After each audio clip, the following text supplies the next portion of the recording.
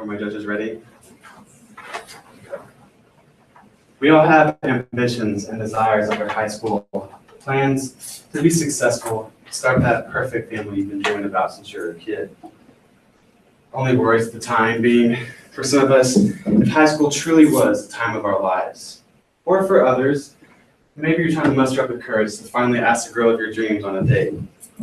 Nobody worries about the little things. They should take care of themselves, right? I mean, obviously, we have bigger, important things to worry about. Nobody plans to be sitting at a dinner table with that perfect family of theirs, only to have empty dinner plates staring right back at you. Good evening, my name is Landon Rodgers, and many people choose to believe that those who struggle with food insecurity only struggle with the physical health factors, rather than altering their entire lives and the lives of others. I chose this topic because growing up, we all heard of poverty. We all heard that there are children out there struggling with food insecurity. When I grew up, I was afraid to leave food on the table.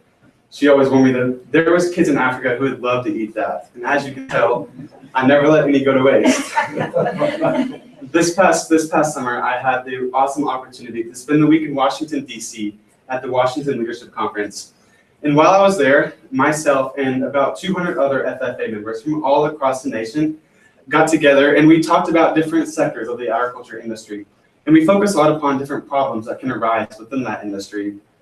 One problem that we always seem to come across was the high levels of food insecurity.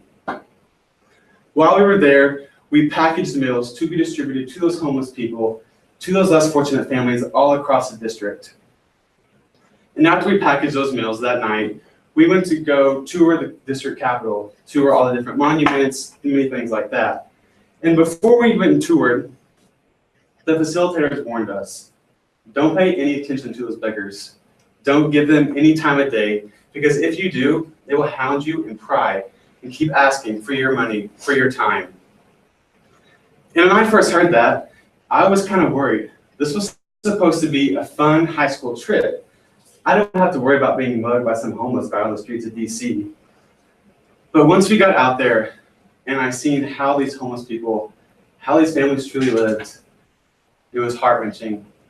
It's not how you see in movies. It's much worse than that. And I felt bad for that first thought coming into my mind of getting mugged. Seeing how these people lived truly showed me how blessed I actually was to be able to come home to my family and sit down with a nice 4-course meal. And coming back, I knew that these levels of poverty were everywhere. When I got back to school the next year, I'd done some research and I noticed that over 70% of the students alone right here in Willow Springs are on the NSLP, or the free and reduced lunch programs. Some of those students being my friends. So that's why I chose this project. I wanted to play my part and help those help themselves. And when I seen these people in DC, I could tell they were food insecure. It was obvious because you could tell the physical effects that they struggle with. When people think of food insecurity and someone who struggles with hunger, you see someone that first comes to mind. You think of someone who is weak-bodied, who has no meat on their bones. That's just one end of the spectrum. These weak-bodied people maybe are struggling with a nutrient insufficiency. They're not getting the right amount of food they need to keep their bodies fully functioning, keep them healthy.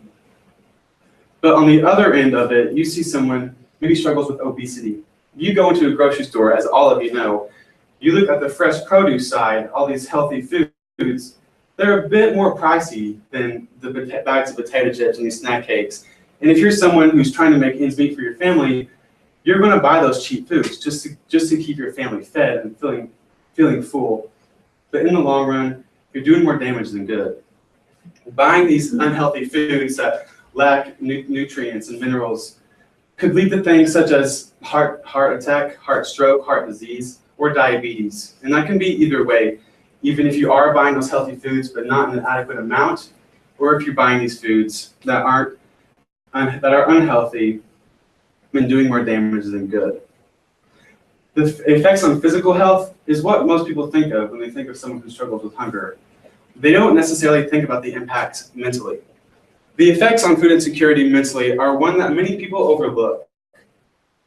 When someone struggles food insecurity, for example, children, if they are exposed to that at a young age, they are 2 times more likely to develop mental disorders such as ADHD, ADD, things that can really prevent them from getting the full educational experience that they need. If you look at adults, someone who struggles with food insecurity, that can really alter their social development as well. You go home knowing that you struggle with hunger, you don't have enough money to make ends meet. That can really cause a problem, giving you things like anxiety, depression, and distress, things that keep you from growing and becoming that social person and being successful in your career or in your everyday lives. 25% of students within the US reported that they went to bed hungry at night. And that can cause problems in the future. When they grow up and it's time to be on their own, they lack that educational experience and they can't be successful. I mean, this comes up to a never-ending cycle. So the government knew that there was high rates of food insecurity, and they needed to put something in place to help solve those. So the government created entitlement programs. These entitlement programs, such as WIC, SNAP, NSLP, SBP, they have a combined budget of over $100 billion. Now that $100 billion comes from us taxpayers. So it's not just affecting those people who are on those assistance programs, but us as well. It's coming out of our paychecks when maybe we ourselves may be trying to feed our family. So along with these assistance programs, food banks were created. Food banks were first introduced into the United States in roughly the 1970s. And when they first came about, they were governmentally sponsored. So the government funded all of these. But as food insecurity rates continued to rise, food banks multiplied, and therefore the government could no longer fund all these entitlement programs and keep these food banks running. So the next couple of decades, food banks became nonprofit organizations, which means citizens like us are what keep it running. Donations for our time, our money, our efforts are what keep these banks open and feeding the people. So with these entitlement programs, with these food banks, throughout my research, I learned a lot of different ideas, things put in place to help fix this. And one that I came across was gleaning. Gleaning necessarily isn't something used in today's society. It's more of a biblical practice. In those biblical times, God told his people, do not pick your fields clean. Leave the edges for those people who need it. Leave it for those beggars who are less fortunate. Now, I'm not saying that farmers need to purposely leave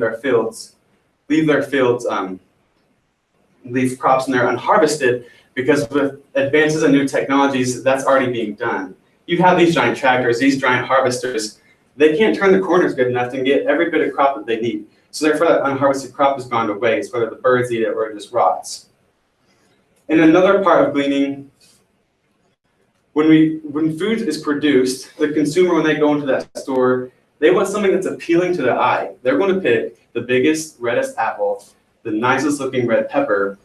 And if these crops produced aren't that good looking, they're just going to go to waste on the shelf. So all that food is being thrown away, going uneaten.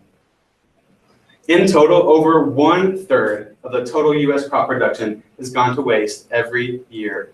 And gleaning would be a big solution in help solving that problem. And that happens everywhere, including back here at home. Like I spoke about earlier, it's food insecurity, that poverty is more visible in those bigger cities with these larger populations than it is here. And after doing some research, these 26 counties right here are fed by only one food bank, Ozarks Food Harvest. And after talking with Ozarks Food Harvest, they noted that they feed over 28,000 clients weekly. That's a huge percentage right here in our backyards. Our friends, our families, our neighbors struggle with food insecurity. And throughout the course of my project, I noticed that it is just as extreme as it is in these big cities. So food insecurity from a national standpoint cannot be solved by just us people. But right here in the Ozarks, it's a very solvable problem. And it starts with us. So the first part of my project was a food donation drive. So on Halloween night, I got together a group of students and we went trick-or-treating for food for others to eat. And what that consisted of is we went trick-or-treating door to door throughout the city limits, asking people to donate their non-perishable food items. Things like canned green beans, canned corn, canned fruits. And with all those food items that were donated, I wanted to put together Thanksgiving baskets. And I also got some of the grocery stores involved. G&W Foods and Town and Country donated more perishable items such as hams and turkeys and flour and eggs, milk. And with these, myself and a couple other administrators hand-delivered these packages one day during the school year. To these less fortunate students, some of my friends, some of these elementary kids I work with in A+, I was able to give them the opportunity to sit down with their family and enjoy a nice, full Thanksgiving meal. And the second part of my senior project was an online monetary donation page. I got in touch with Ozarks Food Harvest, and we set up a cash donation page, and I shared it all across social media for people to donate to. Along with sharing it on social media, I went and advocated to different community groups, such as the Rotary Club, the Lions Club, the Chamber of Commerce, the school board, excuse me. And I went and talked to them about my senior project, what I'm doing, and how they could help. In total, my monetary donations came a little over $2,000, which was able to feed over 8,400 meals. And then the last part of my senior project was volunteer work. I got together another group of students, and we went up to Ozarks Food Harvest in Springfield, where we donated our time, our efforts into packaging meals to be distributed all across southwestern Missouri. So within the next 4 hours of packaging meals, we were able to package a little over 7,000 meals. So in total, after my senior project was all said and done, myself and with the help of all you guys' generous work, we were able to feed over 13,000 people right here in southwestern Missouri. So a lot of good came out of this project for those people who needed it, but it also blessed me in many ways. One of those being was I had the honor to receive the President's Award at the Chamber of Commerce meeting here in Willow. The President's Award is given to any Willow Springs citizen who is actively fighting for the good of the community. And then a little bit later, I got to attend the American Red Cross annual banquet meeting. And there I was named Youth Samaritan of the Year for all my work and dedication to fighting food insecurity right here within the Ozarks. So a lot of good came out of this for me, and a lot of good came out for those other people, but there was also some challenges with a project this big. One of those being Hurricane Irma. When I first started my project, I had originally planned to go through Mills of Hope, stationed out of Naples, Florida. And around the time we were getting our proposals submitted, I was getting in touch with the CEO of Mills of Hope, finally finalizing all my details. Hurricane came through and I lost all connections. So last second, I had to rewrite my entire proposal, go a different route, and that's where I started going through Ozarks Food Harvest. And another challenge for me was time management. As many of you know, I am involved in just about anything here at Willow, so I didn't have that much time to work with it, but I ended up spending a lot more time than I originally planned, and it came out to be a lot more successful than I had thought. But it's not about me. It's not about how I can solve food insecurity, and it's not about how one of you guys. It's more about how can we solve food insecurity. Together, we can eliminate hunger and put food back on the plates of those families who can't feed themselves. Because never before has a responsibility this large been in the hands of so little.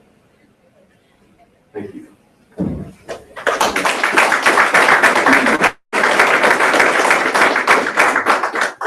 My judges have any questions? I have a question. How did you have certain criteria that you used in deciding who to give those Thanksgiving baskets to? I didn't know the certain criteria. I actually got in touch with my mentor, Ms. Patty Seiler, and Officer Moore helped us a lot with that because they had a list themselves because we've done food baskets in the past, so they had an idea of those students that really needed it. think this changed you going forward? I mean, affected your life going forward? Yeah, I knew that I was a little spoiled. I knew that I was blessed, but firsthand seeing how some of these people lived, and when I stepped up to these front porches, some of these students' houses, it really opened my eyes. It really did. So what would be your biggest takeaway from the whole experience? My biggest takeaway was really understand how God has blessed me, because I am overflowing with blessings, and I know some of these people don't have that same opportunity. Any other questions? All right, well, thank you guys for your time. That's all for me.